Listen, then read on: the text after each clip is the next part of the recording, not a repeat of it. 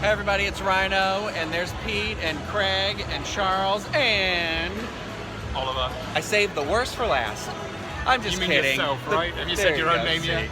We're here inside the new Planet Hollywood. It's interesting. Oliver, first thoughts? I never went in the Planet Hollywood before it changed to this, so I'm actually kind of took back by the size. I didn't realise there was 3 levels like this. So yeah, it's big. It's a good use of space as well, and I do love the projection up on the wall. That is absolutely amazing. So Yeah, and that's different because before, well, it's all themed. I think that's supposed to be the inside of the observatory or whatever. The observatory. I can't say the word right now. I've been around you too much. So, Charles, first impressions on here on the inside. Have you been to the old one before or no? A long time ago, I believe. There's a lot of external stimuli here, like my brain is about to explode. I don't know whether that's conducive to me eating a bunch, but we'll find out. Man, you definitely had never been to the other one then, because they were like, the difference between this one and the other one is like the props, like you can see behind me here, here's the Riddler costume from Batman Forever. It's nice, it's presented here. Before it was like plastered with like celebrity faces everywhere, stuff hanging, the projections. And the music and the projection combo. It's a little louder than it was when I was here the other day too, so there's that. But I'm gonna move over to Craig and see what he feels. It is way too loud in here. what did you say? It's way too loud in here. He was making a joke. It is definitely, it's not as much visual diarrhea as it used to be in here. It's a little bit cleaner, but yeah, I don't know. It's just, it hurts my ears. I'm still forming an opinion. It's definitely cleaner, design-wise, than the last one, but I don't know. I'm not getting I don't know what the vibe is. It's kind of weird. It's disjointed. I don't know. I don't know yet. I don't know how I feel about it yet. I think my feelings about the place are going to be informed largely on the quality of the food. So for our appetizer, we got the high roller sampler. It says it serves 4, but it looks like it could serve much more than that. Which includes their famous chicken crunch, the Texas tostados, buffalo wings, 5 cheese dip, and peri-peri shrimp. We also got a side of hummus, the hummus trio, that has roasted red pepper and black bean hummus, edamame hummus and roasted garlic hummus, and that comes with herb flatbread. Now the high roller sampler was $34.99, a little pricey, and then the hummus trio is $10.99. I'm gonna go around the table and see what everyone thought of them. Okay, Oliver, what did you like on the wheel? On the wheel, good question. I have tried absolutely everything on there. The shrimp was okay. I'm starting off with my least favorite, probably going to favorite. The shrimp was good, but it definitely wasn't the best thing on the wheel. The wings also were not bad. I've had better wings, but they're not known for their wings here. Outstandingly, really, really good was this stuff. It was absolutely fantastic. Can you remind me what it was, Ryno? I know you just read it out. Oh yeah, that was the 5 cheese dip. Oh, this. Honestly, I could put this in a cup with a straw and just go to town. It's amazing. Absolutely amazing. I'm going to be on the wrong side of history with this one, I can tell, but the chicken crunch, the chicken made with Captain Crunch in its batter, not a fan. That's not something I generally like anyway, though, so, but yeah, it was too sweet. Heretic. Yeah, tasted like Captain Crunch and not my thing. Best, I'd probably say the cheese dip or the hummus, just generally, they're really good dips. It kind of reminds me of like what TGI Fridays wants to be when it grows up. It's similar style, but just done better. Most of it was pretty good. The wings were fair, but I've got a high wing standard. So, yeah, it was all right. I'd actually have to agree with Oliver. I think the standout is the 5 cheese dip. It's very nice, but what would you expect from 5 cheese? And I think probably my least favorite, everything was like really good bar food. My least favorite was probably like the tostada that was on top. It wasn't bad, but it just, it didn't hit right with me. I'm a Mexican snob, so while it wasn't bad, it just wasn't great. I'm surprised Craig was only okay with the tostada. It was actually my favorite, I think. It wasn't too heavy. It was a nice little crispy shell.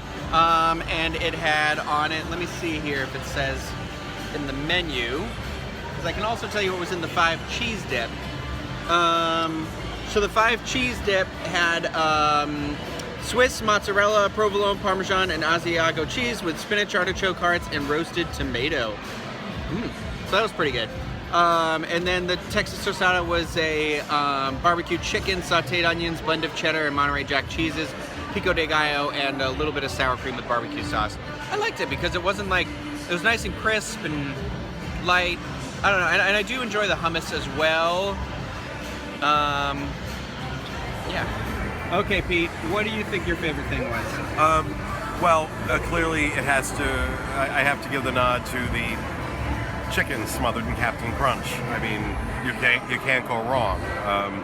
I really enjoyed it. You know, I also thought the 5 cheese was excellent. I was really impressed, honestly, with the hummus. Hummus was delicious, and I'm just not used to using those words in the same sentence with Planet Hollywood, so it's a little unnatural to me right now. But so far, the appetizers I thought were above average. So was the prices, though. I was going to say, how do you feel about the value for the $34.99 Ferris wheel? I think it's definitely on the high side. It's expensive. $35 for 5 samples of appetizers. I mean, granted, nice presentation. I thought it was good.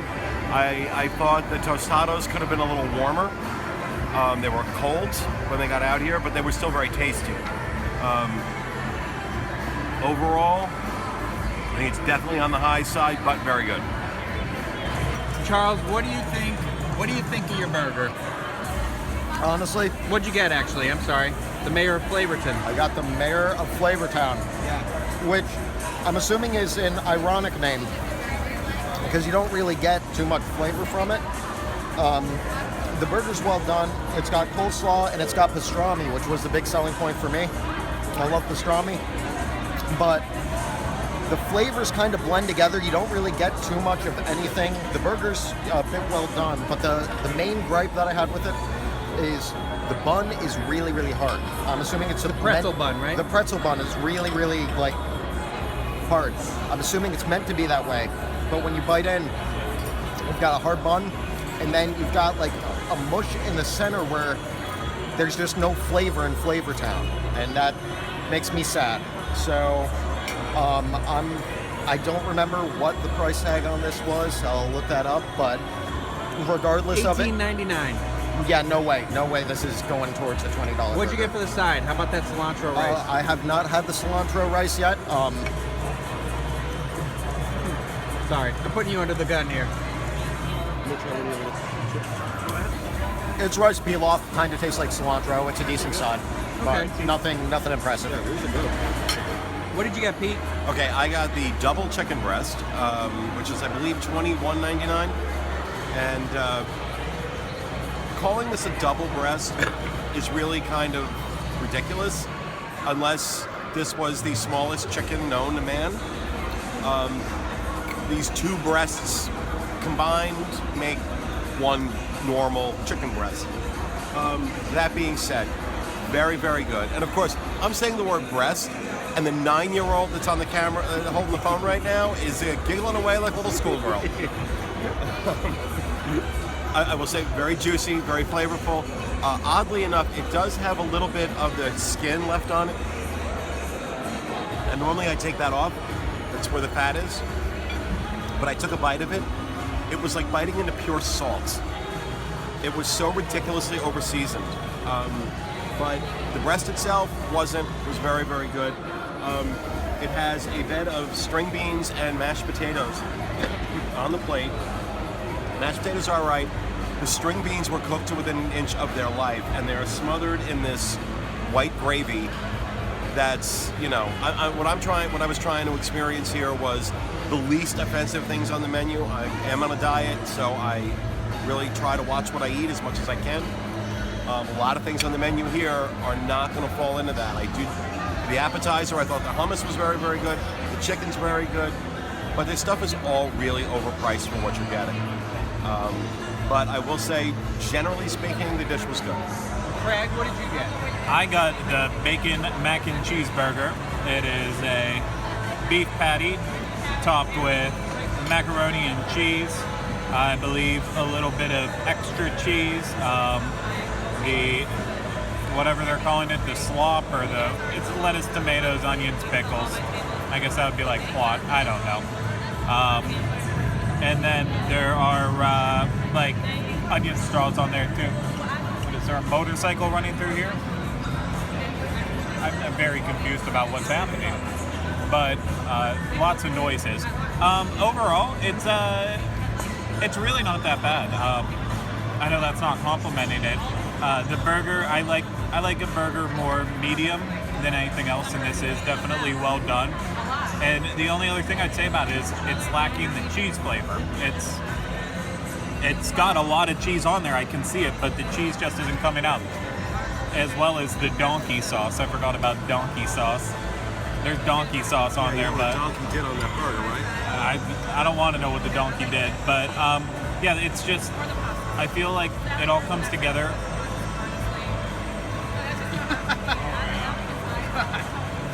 Oh yeah. Terrible on-camera bite, Oh, that's dandy.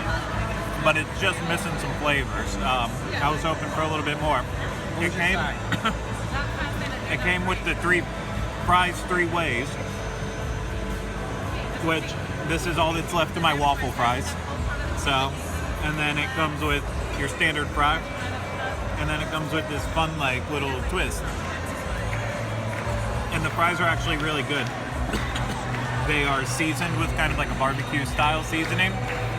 Really delicious, and they didn't serve you too many fries. So while the portion seems small, it's actually the perfect portion size. $18.99. Probably wouldn't get it again, but it's not doing me wrong this time. So, I went for the LA lasagna, which it doesn't look like lasagna. It's a different take on lasagna. So, Guy Fieri did a job on this, but it's not too bad overall. So, inside the lasagna tubes, they are filled with ricotta cheese and with bolognese meat. So, let me cut it open for you just so you can see what's going on inside there. There we go. So, the tubes themselves are pretty good. Very good, thank you. It's very good. The flavors are balanced pretty well, but they are definitely on the lighter side.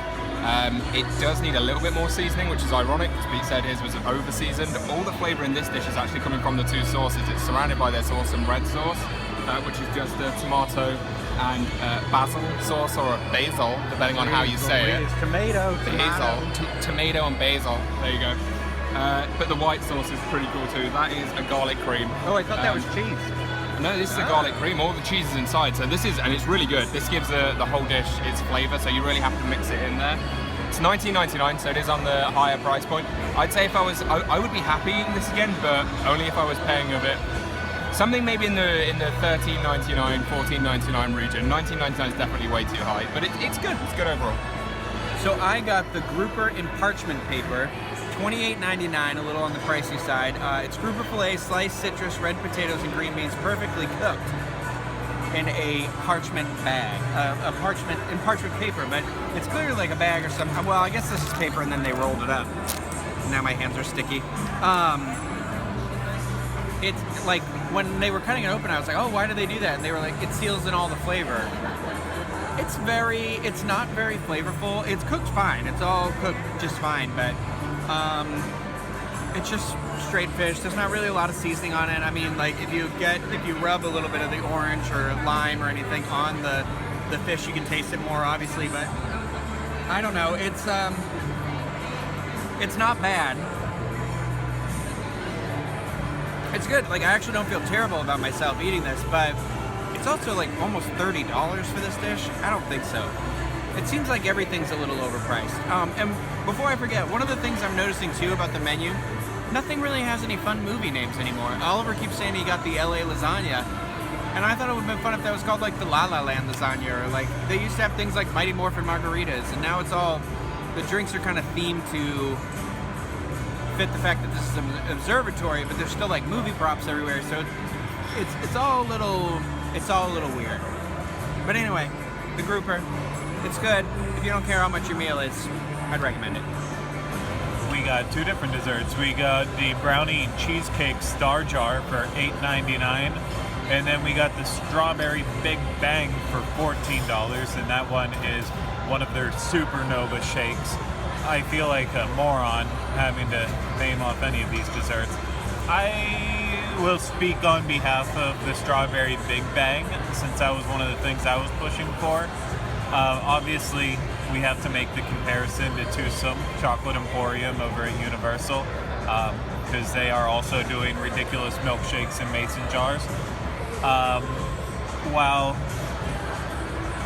I don't know, like this, at the end of the day, it did have a piece of cake on it, and it has your lollipop coming out of the top, but it's just a strawberry shake. And while it's a good shake, it's just kind of boring, and the piece of cake that was on top was either too frozen or too stale.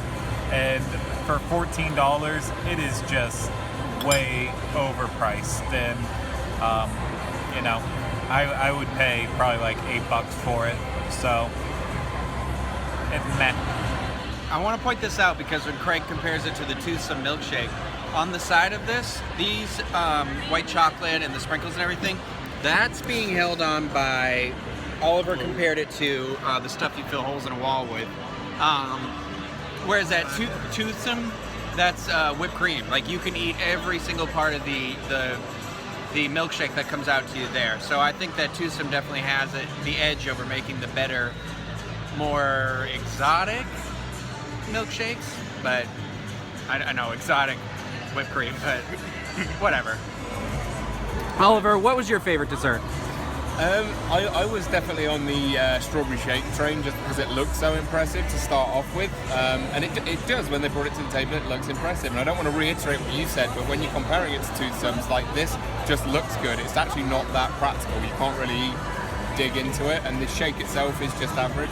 I was actually incredibly impressed by this. The star jar brownie, surprise, cheesecake, brownie cheesecake star jar. Yeah, it certainly wasn't as pleasing to look at, but the flavors were really good. Even though Pete did point this out, you don't get that much of a brownie in there. It's actually just a lot of ice cream, but the ice cream was still really good. So, yeah. Well, some interesting phrases have been bantered at the table to describe these things. I refer to the entire dessert menu as unapologetically offensive. And that everything comes with a complimentary insulin pump. I've never seen a dessert menu this blatantly offensive.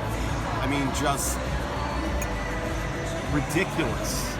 Like, don't ask for a bowl of ice cream here, because you're gonna get something like this. Well, they don't have it. We don't have it. Charles, I have to give credit where credit is due. The strawberry shake, he said, looked like someone pureed a circus clown. Which tickled me quite a bit. And, you know, it was okay. Is it worth $15? Not on any day is it worth $15. This was the brownie thing was remarkably disappointing. A lot of empty gaps in there that should have been filled by brownie. There was like one little chunk of brownie in there. And where the cheesecake part comes in, I'm not quite sure. There was nothing cheesecake about it. The ice cream on it was good, but yeah, no, I'm not impressed. Charles, what did you think of the desserts? Did you have any of them? Yes, I had some of both of them, and they were not as extreme as Guy Fieri led me to believe. Both of them, the presentation was all crazy, and I'm not a health nut. I mean, like, I like the idea of, like, let's just throw everything on it and just, but it just wasn't that impressive. Like Craig mentioned, the strawberry shake is just a strawberry shake. It's not, there wasn't any unique new flavors. It's like they had to charge $14 because Twosome charges that much money for their shakes, so they were like, they're just as good. Yeah, and the birthday cake aspect of it wasn't well thought out. First of all, the birthday cake wasn't very good, which makes sense because it's got to be kind of firm to sit on top of a mason jar. Yeah. You can't have a nice, soft, moist birthday cake sit on top of a mason jar. So it's all about looking crazy and wacky and extreme, but not actually tasting that different from the, garden variety strawberry or chocolate shake. So, yeah, just not impressed. Definitely not for the price. All right, so we are done with our meal at Planet Hollywood, and just initial wrap-up impressions while we stare into the face of the sun here. Yeah, really. Let me just say that we did the big appetizer sampler, which was about $35. We did the hummus plate, which I believe was $12. We all had entrees, and we ordered 2 desserts. Total for 5 people, no alcohol, no discounts, $212. So that puts it about $40 a person for lunch. Which is definitely on the high side. There are certainly more expensive places to eat. There are also better places to eat. It wasn't bad. I don't think it was bad. I thought it was kind of a mixed bag. What I had was good. I enjoyed it. I would absolutely eat there again. Would I go out of my way to eat there again? Probably not. But I wouldn't turn it down either. I think that's a really good way of wording it. I think it is a little higher price, but I think back to the original Planet Hollywood, and if I had a friend who came in from out of town and they were like, "Let's go here," I would talk them out of it. I'd be like, yeah, no, "You this can go," is, but this one I'd be okay good, coming to me. A really good point there. This is so much better than what Planet Hollywood was before. No question about that. If I'm comparing it to that, this place is Michelin star. Yeah. But in comparison to what's available here, especially at Disney Springs, you have a lot of really good options here. This kind of fills a different end of the market, whereas it tends to be very expensive here to eat. Everything's kind of event dining, and this is more, I think, on the. I don't want to say but Charles had it worded earlier about it being like a grown-up Fridays. This is what TGI Fridays wants to be when it grows up. Right, Yeah. and that I think is kind of the nail on the head, pretty much, because it's got that Fridays kind of vibe to it almost. It does, but just a little bit of an elevated theme. Definitely done better, no question. Yeah, and Everything was, one of the things that did impress me, everything was fresh. Whether you liked how it was prepared or not, everything was fresh. It didn't feel like things were thought out and reheated or anything like that. No, and everything felt freshly prepared. They're just open too. They've only been open for a couple of days, so they don't have there's a couple props missing here and there. I mean, they struggled to get open right on time, but I don't think that necessarily showed in the food. Honest to God, well, from the standpoint of service, the facility, the food, you would never know they just opened. So the staff has been really well trained. Yeah. I thought the service was very good. She was very sweet. They're very attentive. Everybody was really nice, clearly very excited about their restaurant. Yeah. So, there's no indication here walking in. If you didn't know, you would never know from the food or the service that the place had just opened.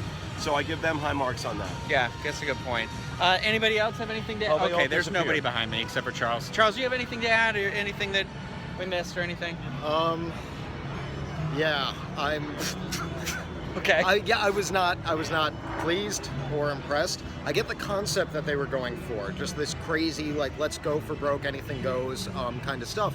I like that if it's well done, but I did not feel that it was really great. The entree that I got is almost exactly the same as an entree that I get at another restaurant often enough.